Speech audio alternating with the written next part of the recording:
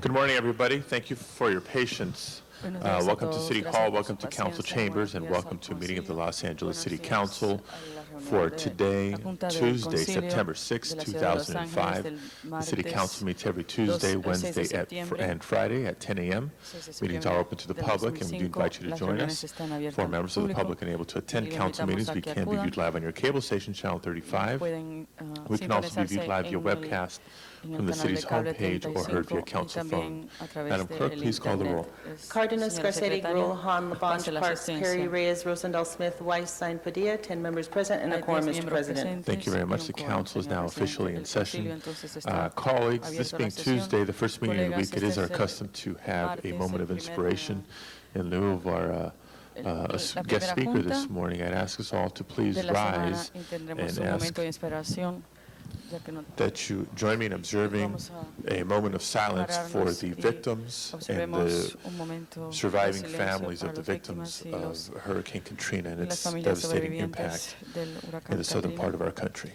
A en moment el of sur silence, de nuestro please. país. Un momento de silencio, por favor.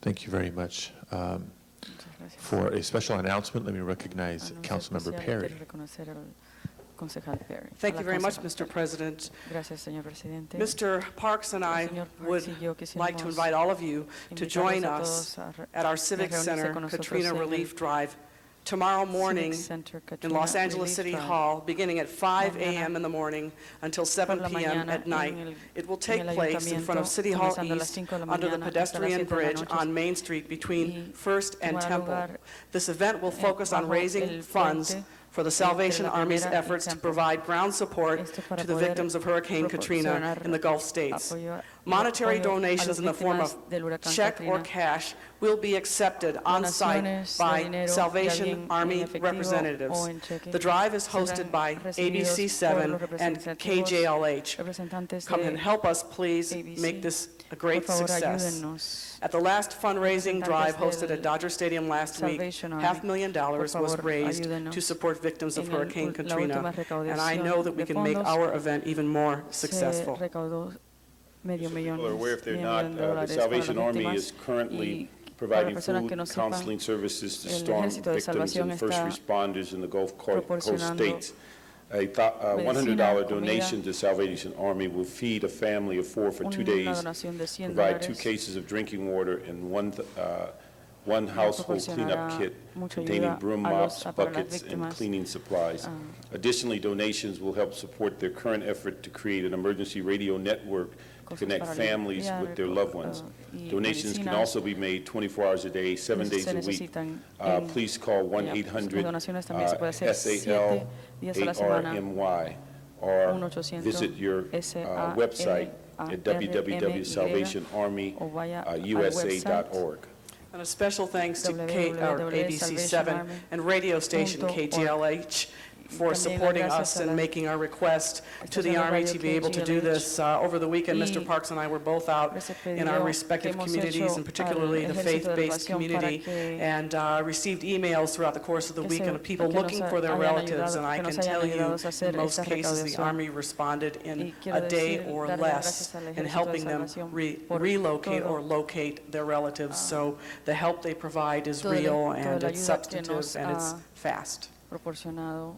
Y en So thank you, mayor- colleagues. la At the mayoría end de of our los meeting, casos, we'll have an adjourning motion and give other members an proporcionado ayuda a las opportunity to speak, víctimas but wanted to y begin today's a meeting las, with this recognition to help menos keep de both un our día. meeting, our work, and certainly gracias, life in the proper perspective.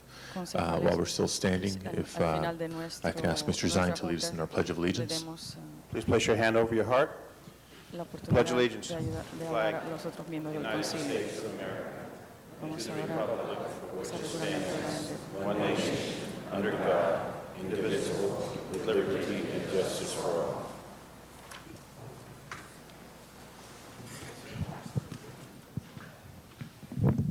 Thank you. Thank you, Mr. Zine. Gracias, Madam señor Clerk, Zine. first order of business, please. Señora Approval of the secretaria, minutes.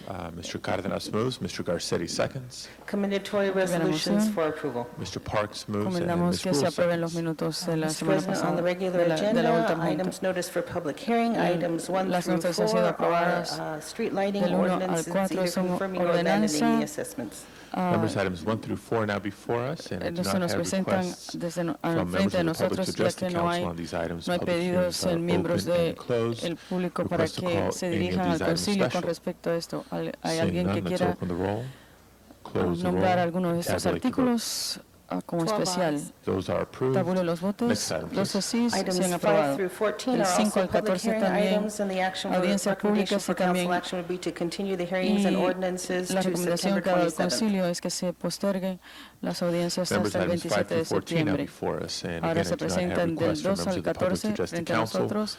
Public No hearings hay are open, ningún miembro del and público without que objection, haya continue pedido to September dirigirse al 27th. concilio, así que se han Next item, postergado. please. Item 15 is also Esos a public artículos hearing del item. It's 27 de confirmation of septiembre. the También 2004-2005 weed brush abatement. el número 15 también Members, item 15 now before us. audiencias Again, para without speaker cards from apelar. members of Una the vez más, public. no tenemos The public tarjetas hearing is de los miembros open posible. and closed. Las audiencias públicas se han Request to call abierto, item 15 cerrado. special. ¿Hay alguien que quiera nombrar el número 15 Item como 15, especial? seeing none. Gracias, ya que el Let's número 15 open no the hay roll, nada. close the roll, and tabulate the vote. 13 ayes. Pasemos, Same goes tabulemos for los item votos. 16. 13 There are no speaker al cards on this item. Public hearing is open and closed. 13 sí. Request to call this item special. Hay alguien que haya Seeing pedido none, el, let's open igual the con el roll, número 16. Close the roll, and tabulate the vote. Hablemos, 13 ayes. tabulemos los votos. That is approved. 16 sí ha sido Colleagues, aprobado. items 17 through 25 are confirmation hearings for commission nominees. Let's hold all these items on the desk, and we'll take them out of order, respecting the schedule for our nominees. So we'll be with you in just a second. And just to forewarn you, we'll also be taking you in groups. I know there's a couple of you here that have been nominated to the Harbor Commission. We'll take both of you together. For those of you who have been nominated to serve on the Airport Commission, we'll be considering your nominations concurrently as well.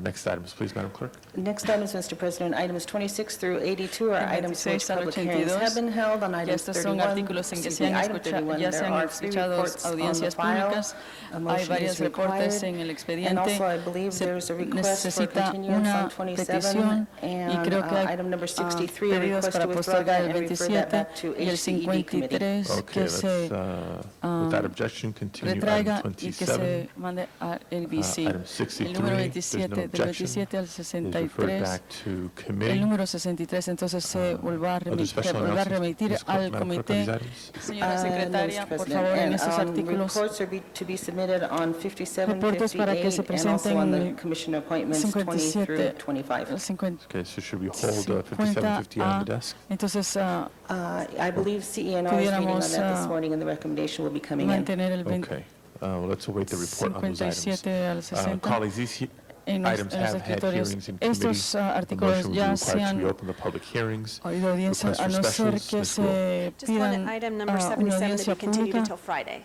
El número Without objection, 77 que se item posterga 77 hasta el is continued. viernes. Mr. Entonces, Garcetti. si no hay Item objeción, se 51, posterga el call special by 77. Mr. El Garcetti. 51, el señor Garcetti ha pedido And especial. also, Mr. President, Y el- on señor the presidente, pipeline items, en which el- are 29, los 78 artículos del through 80, and 83 through el 85, I believe there's a pipeline. request to hold those matters Hay on the desk pedido for para Mr. que Parks. se mantengan Okay, esos we'll en el hold escritorio. Ha sido Those el items on the señor desk, Parks unless el que Mr. lo ha Parks pedido. says differently. Entonces, pipeline items. sostendremos esos aquí, los mantengamos aquí en We're el, waiting for a motion, en el so we'll escritorio. be Esperamos back in just a una second. petición, Okay, así we'll hold que those items on the desk. entonces, Let's call 31 special, please. los mantendremos aquí Colleagues, en el any other escritorio. specials? ¿Algún otro especial? Any other specials? ¿Algún otro especial? Seeing none, let's Ya open the que roll veo on the balance ninguno, of the items. tabulemos el voto. Close the roll and tabulate the vote. 13 ayes. 13 Those are sí, approved. entonces han sido aprobados. Next items, please. Los próximos Next artículos, por items are favor. items for which Los public próximos hearings son have not been held, items en 83 los que through no se han 142, escuchado 10 votes audiencia are pública required del for 83 a consideration. 142 se piden 10 votos para que se Colleagues, consideren. I Colegas, have cards tengo on aquí items tarjetas 86 93, 107, aquí públicas and en el 138. 86, We'll call those 93, special to hear from members of 107 the y public. 138 I especial. understand we have Queremos que many esos motions se coming in on oigan, items 132 and se escuchen 133 aquí del that are público. technical in nature. We can consider Hay those items algunos as que amended. On the también balance han of sido the items, técnicos, colleagues, we do not have pues, speaker podemos cards, so considerarlos we como can open and close the public hearings and request specials. Mr. y no Rosenbaum? tenemos ningún audiencia. Okay, forthwith on 44. Ya que no Mr. tenemos Reyes. tarjetas públicas, vamos a pedir especiales. Number 9? El 44 Or por el señor 109. Rosendahl, Number 9. el número 9 we por el passed señor it up. Reyes. Okay, we'll have to reconsider that. Tendremos que reconsiderarlo. Okay, colleagues, on the items currently before us, Colegas, items 83 through Entonces, del 142, are there 83 any al other requests for 142, ¿hay alguna specials? otro pedido para Ms. que Gruen? se haga No, especial? I'm sorry, I was going to ask Señora for Gruen, 45 to go forthwith. I Okay. apologize. iba a I pedir que el missed número that. Forthwith on 45 se 45. dirija If there's no further requests for directamente. specials on items Si no hay ningún 83 otro through especial del 142, 83 al let's open the 142, roll on the vamos a balance of the items, abrir el close the voto, roll, cerrar and el voto tabulate the vote. y tabulemos. 13 Those are sís, approved. Mr. Cárdenas? entonces esos han sido 55 aprobados. forthwith, please. Señor Cárdenas, Forthwith on el 55. 55 dirigido Okay, directamente. sergeants, I'm going to ask for your help here. It's getting crowded and Sargentos, noisy le voy behind a the horseshoe. pedir If you could help me aquí clear it out. su ayuda. And Está colleagues, ask for your hay cooperation to keep the demasiado, noise level down here. Madam Clerk, next está item, please. demasiado Mr. congestionado President, do you wish to take up the detrás de commission nuestra appointments herradura at this del time? concilio.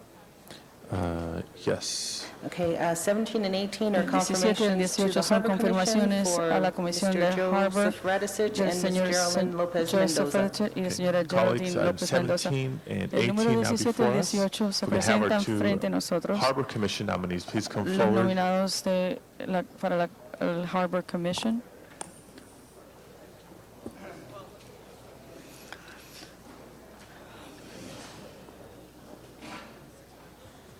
And Y consideration of these two nominees consideración de estos dos was heard nominados in committee. We do ya have a se committee report escuchó en before us for privado en comité. consideration. I'm going to Tenemos recognize Mr. aquí Cárdenas, Chairman of the señor Commerce Committee, Cárdenas. to speak first. Le vamos a Thank you permitir very al señor much, Council Cárdenas que hable President. primero. Señor, We gracias, had an señor opportunity presidente. to have some fine Tuvimos la discussions in oportunidad de the Commerce tener Committee pláticas on these two appointments, and con I'd just like to respecto a say estas that nominaciones. they're ready, willing, and able, and understand that they're personas going to give up están a lot of listos their free time y comprende to que our van city a and to our constituents, and I donar want to thank you on behalf of the city of mucho de Los su Angeles tiempo for your commitment in libre. doing so. And with all Y due le queremos respect, we had an dar las opportunity gracias to also a clarify por parte Mr. de la ciudad de Los Radicich's Ángeles y residency tuvimos on the que record, and it is on the clarificar record, and it's in accordance with la residencia the del señor requirements of the Radicich. appointment. So Y with sí, that, lo I'd hemos just like puesto to en say el the acta, así como recommendation of eso the es la committee is approved. recomendación del comité es que sean aprobados. Our next speaker is Ms. Han. Nuestra próxima Thank you, Mr. parlante, la President. señora Han. I appreciate this Gracias, opportunity, señor and presidente. Aprecio esta oportunidad. I've had an Y he opportunity tenido to la meet oportunidad with ya de reunirme con both of these ambos nominees to this nominados commission. This is the a esta commission, comisión. in my Es una opinion, comisión I que en mi think opinión is es probably the most important commission. probablemente la más in terms importante, of la really comisión the más overall importante impact con that it respecto has al on impacto que not tiene only, en total, you know, the economy in no Southern solamente en la California, economía but really the global del sur de California, economy. pero también en la economía and we know global that when this port was shut down because of mundial. the Y labor supimos dispute que cuando a se couple years cerró ago el for 10 puerto days, por causa that was a de $2 la billion disputa laboral, hit to our tuvimos local un fallo economy de every day that port was 2 shut down. billones And the de issues of dólares port con security respecto a la and economía the environment and local. jobs are Y- huge issues, y as claro, well la as seguridad the de los issues trabajadores, of el medio ambiente, the trabajos, neighboring communities todos of esos son Wilmington cosas, and San asuntos Pedro, muy which pertinentes, historically have borne the brunt of sometimes the negative impacts especialmente a la comunidad of de San the port Pedro operations. y I Long will Beach, que say, normalmente and I can't miss the opportunity, it was my se hope llevan la that we would have more mayor local parte representation de on todos this los harbor problemas que hay en commission, esos. because many of us believe Hubiéramos that querido, the quiero perspective is decirles different que if you go to sleep hubiera sido every más night in the harbor representación area and you breathe that en air every el, day in the harbor area and you battle those de la trucks misma every day in the comunidad harbor local, area. But porque claro, having said la that, we are perspectiva es very diferente pleased cuando that Joe Radisich will be the local Así voice, que the community's voice nos on agrada this mucho commission. It's a que huge hay responsibility una that you will bear voz ahora now by local, yourself. por But we parte know del you're señor up to the Joharovich. task. Joe, Sabemos you que bring eso lo va a a tener usted great solo, pero perspective to usted this commission. nos trae You certainly una probably know the port buena better than perspectiva a esta comisión. any of the Probablemente usted tenga mejor appointees conocimiento that will serve on this del commission. muelle Basically, because you've y del puerto, worked at this port, you've been a member of ILWU, which el clearly que más is conocimiento tenga con such an important respecto a part este puerto, a of este port operation, but it's an muelle. important part of the community as well. And maybe you can Y just usted ha trabajado briefly en give an comisiones opportunity que to son tell how you think your labor han experience, sido as well as gran your parte de la comunidad y quizás born and nos dará, raised nos in San dará Pedro experience, brings to oportunidad what de perspective that brings to escucharlo con this commission respecto a and how el you hecho que usted ha see the nacido y future crecido of en the San Port of Los Pedro y en Angeles. esa misma área Thank you, local. Councilman Hahn. Gracias a concejal Give me all my Han. time. ¿Pudiera I have usted 33 seconds Yeah. left. All my time. Well, as you said, detener I was born and raised in San el tiempo Pedro. mío? Como usted dijo, nací, I'm crecí from en that San Pedro, community. soy de esa I've worked comunidad. on the waterfront He trabajado for, this is my en 21st la year, actually. costa por 21 I've años. served in a lot of different He servido capacities. I've been bajo involved with the en union. muchas I've been a capacidades. worker. He I've sido been miembro del involved in sindicato. He the sido political side of trabajador. things. He estado I've been up involucrado to en Sacramento la parte several política, times, ya que he ido a working on Sacramento the varias veces, difficult issues, not trabajando only for the con port, los asuntos but for the union difíciles, as no well. solamente For example, muelle, the pero infrastructure también de los problems within the sindicatos o port. del We've done a lot of sindicato. good work on that, trying to get funds Por ejemplo, to la improve the roads, the infraestructura, highways, the rails. la burocracia. In terms of being a Hemos longshoreman tomado on una this seat, I perspectiva think para it's la very mayoría important because we know exactly what's de going las on in the líneas de port. trenes. We see Esta things es on una a comisión muy importante, daily level porque from the sabemos ground level. nosotros a We know what's diario qué happening es with lo que port está security. pasando en We're en on el the front muelle. lines Sabemos qué está of pasando exposure con la to seguridad the emissions. del muelle. We're stuck in the Trabajamos traffic and the ahí congestion every day that this influx of international trade has brought. Y estamos So we en la understand what's congestión del going tráfico on. We bring a con working todo man's este perspective to comercio this commission. que atrae At the same internacional time, que se ha traído a esta ciudad. like I said, I was Estamos born and raised in involucrados San esta- Pedro, en and I esa know the communities comisión. of, Nací, crecí and I en know San the Pedro, people of conozco San las Pedro and comunidades, Wilmington. conozco So, la gente, in my opinion, it was el an apt choice pueblo to put a de San longshoreman Pedro. on this Así que seat. And para I mí esto es una thank cosa Councilman Hahn for muy the importante de tener nice words. un One other thing, I would trabajador like to acknowledge de my muelles brothers and aquí en esta sisters from the comisión. ILWU Algo who que came all the quisiera way from the harbor también up es here today. All mis the way hermanos y from the hermanas harbor. Stand up. del sindicato que vinieron aquí a apoyarme a mí este día.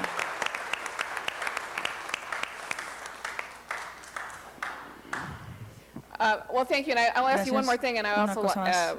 I'm going to ask Y Geraldine también le voy a to speak a little Geraldine bit, que hable but algo. one of the things, Pero una de las as you cosas know, que, that como has usted sort of been a sabe, little bit of a turning ha sido point como with the Port of Los Angeles is an effort to begin to algo invest money importante con back respecto into al what we're muelle calling the bridge de Los Ángeles. to the Es, Breakwater o sea, Project, which is traer un an poco de dinero otra opportunity vez for the más Port of Los aquí, Angeles to o invest regresar money un poco el to dinero give que access back to the verdaderamente waterfront. We know it's a working harbor. inversiones de dinero That's really the aquí- core aquí mission of the mismo port, is to be a en el working muelle de Los harbor Ángeles. Sabemos que and, es you un know, muelle the hub of the international trabaja trade industry. But we've also uno de los believed for a centros long time del that it's actually a comercio very beautiful internacional, harbor, pero también and it's sabemos que es actually the excitement of muelle seeing bello, the cargo and the container puerto bello, vessels and the fireboats and the cruise ships that give todos people an los, opportunity to walk along our waterfront and los enjoy that and to barcos, get a better sense of what it is that everyone does on de the paseo harbor. y Could de you give us comercio que están your views ahí en of el- the idea of en la the Port of Los costa? Angeles investing money Quisiera in usted a project darnos idea both in con Wilmington respecto en la ciudad de and Los in San Ángeles, Pedro to give people back their con waterfront in a respecto a recreational esta way. And I'm gonna ask, inversión de dinero que se ha Geraldine hecho Sampson. solamente, no solamente en Like I en said, I'm from San Pedro, Wilmington, pero and también as es I en told Padre, you para in darle the subcommittee, oportunidad a la gente I que don't know tengan any San Pedrans oportunidades that wouldn't be in favor of a beautiful de waterfront recreación in San Pedro, en el and also muelle de Wilmington Los as well. Ángeles. Wilmington No conozco ningún is probably impacted, algún residente just de as San much, if Pedro not que more, no than San daría Pedro. And that area is long overdue for redevelopment. un gran And, apoyo a they're called mitigation oportunidades funds.